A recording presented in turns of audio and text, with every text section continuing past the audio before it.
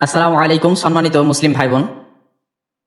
বর্তমান ভারত পাকিস্তান খুব উত্তেজনা এবং যুদ্ধের মধ্য দিয়ে চলতেছে।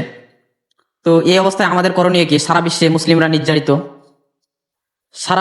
মুসলিমরা নির্যাতিত, যেমন গাজায়, সিরিয়া, মিশর, ইরাকে, ইয়েমেনে, এরকম বিভিন্ন জায়গায় মুসলিমরা নির্যাতিত আজকে। তো এই মুসলিমদের জন্য আমাদের করণীয় কি?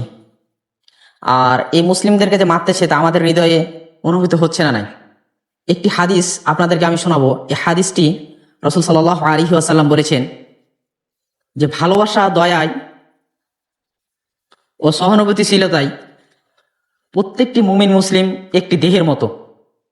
যেমন দেহের কোনো এক জায়গা ক্ষতবিক্ষত হলে সম্পূর্ণ শরীরে জ্বর চলে আসে, সেই রকম একজন মুমিন যদি ক্ষতবিক্ষত হয় বা একজন মুমিনকে যদি মারে, কোথাও কোনো মুসলমানকে ওপর যদি অত্যাচার করে, তাহলে আমাদের জ্বর চলে আসার কথা, অর্থাৎ আমাদের আবেগে অনুভূত হওয়ার কথা এবং আমাদের প্রতিবাদী হওয়ার কথা।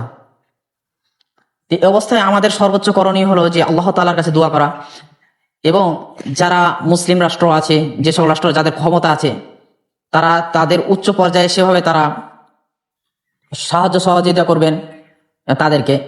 বর্তমান ভারত পাকিস্তান অবস্থা খুব খারাপ।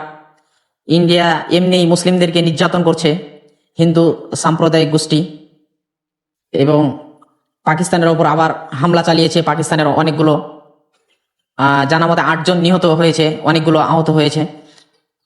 বিভিন্ন রকম স্থাপনা ক্ষতি করেছে, মসজিদ 2টি গুড়িয়ে দিয়েছে।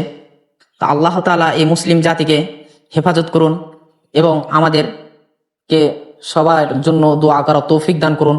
আল্লাহ, তুমি একমাত্র মুসলমানদের অভিভাবক, ইয়া রব্বুল আলামিন, তুমি আমাদেরকে রক্ষা করো। সকলেই আমিন লিখবেন এবং ভিডিওটি ভালো লাগলে অবশ্যই শেয়ার করবেন, এবং আপনারা সবাই প্রতিবাদী হন নিজ জায়গা থেকে। আসসালামু আলাইকুম ওয়া রাহমাতুল্লাহ।